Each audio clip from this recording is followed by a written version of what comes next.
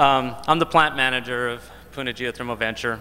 I've been there for a couple years, and we, as PGV, want to say, and of course I'll give my disclaimer now, I'm just the plant manager of PGV, engineer by education, not a public speaker, so sorry, I wear my emotions on my cuff. So anyhow, my disclaimer is what I talk about tonight, if it's about PGV, it's PGV. If it's about Helco, I'm not speaking on behalf of Helco. But I can tell you, as a friend and a partner with Helco, they plan to do everything they can do to keep the power on. We've been in lots of discussions with them in the last couple weeks.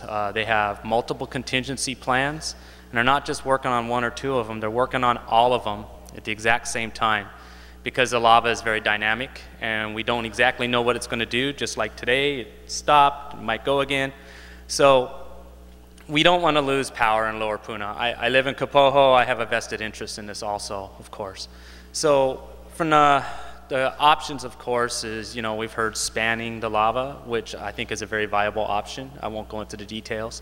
And they have some other options about the lava too.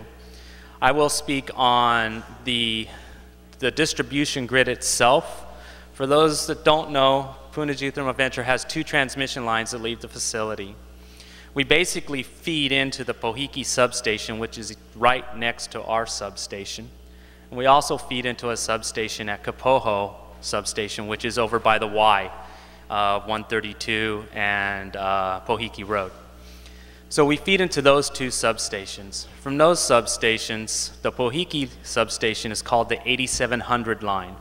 Basically, the 8700 line shoots up through Leilani around Cemetery Road or Pa'a Road by the transfer station, drops back down into Pahoa, and then follows Highway 130.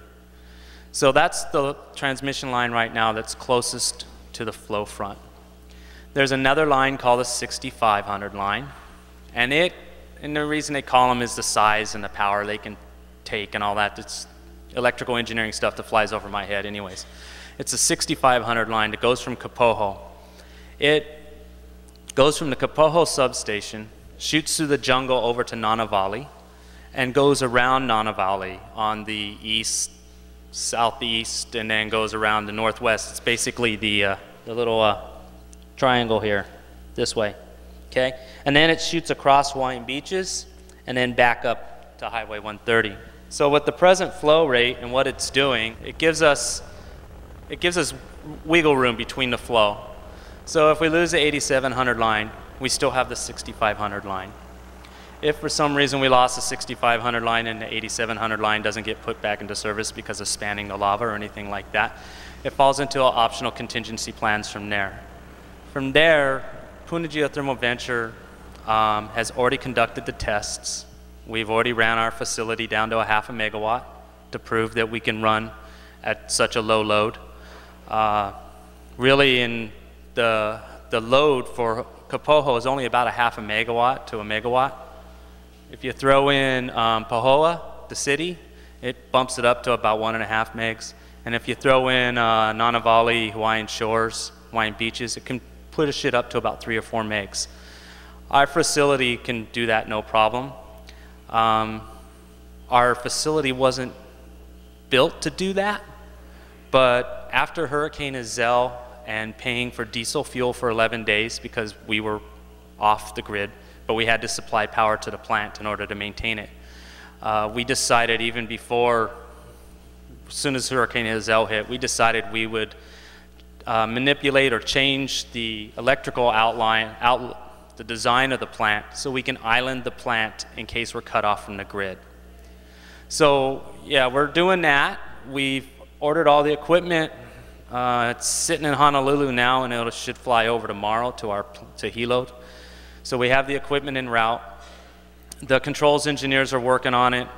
We've got all the wiring, and we're going to be shutting down and doing the modifications here soon. So we will be islanding our plant, okay? We've offered that to Helco, and we are one of their contingency plans for that, okay? So the good thing is even if all the lines get torn down and all that, Helco is committed to still keeping our lights on down here and to minimize the interruptions. PGV is one of those options. Diesel generators is another option, but either way, we have that. And we also have a 1.3 megawatt diesel generator at the facility that can also help out in a pinch. So that's kind of what's going on in the electrical front. And just, I know I'm your guys' neighbors also, and our plant is committed to Lower Puna and helping out any way we can. We've offered to everybody, if you need help or if your house is in a flow front or something like that, we do have heavy equipment and we do have storage at the facility. It's not covered or anything, but we do have, it's all fenced and it's all under security cameras, and we have a pretty tight grasp of what's going on in the plant. So if anybody needs any help, feel free to contact me at ctownsend@ormat.com. You can get a hold of Mike. Everybody seems to know how to get a hold of Mike, and you can get a hold of me that way. But I wanted to speak to some questions that we have taken from community folks, and it has to do if the lava flows to PGV. So currently, as we saw from Bill, it's not headed in our direction, and so the urgency of our plans have somewhat diminished, but we still have contingency plans in place. So the lava, which some folks refer to as Pele or Pele Honuamea, will go wherever she wants to. So if she decides to visit PGV, some of the first things that we plan to do is welcome her, show our reverence and our respect, and definitely listen to her, because if she says, Cliff, Mike, you guys need to move out of here, we will do so. And what I mean by that is if we need to shut the plant down, we will. So there have been concerns from some folks, which are legitimate in respect to some of the flammable materials that we have at the facility. We have a working fluid that is flammable and combustible, very similar properties to like unleaded gasoline. And we have plans in place. We've worked internally with Cliff and the operations staff.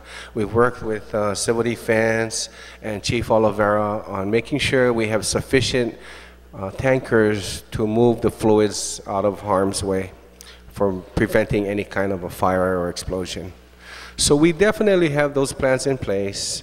And like I said, if we get a visit, we'll be prepared. Right now, the focus is being prepared on the transmission lines.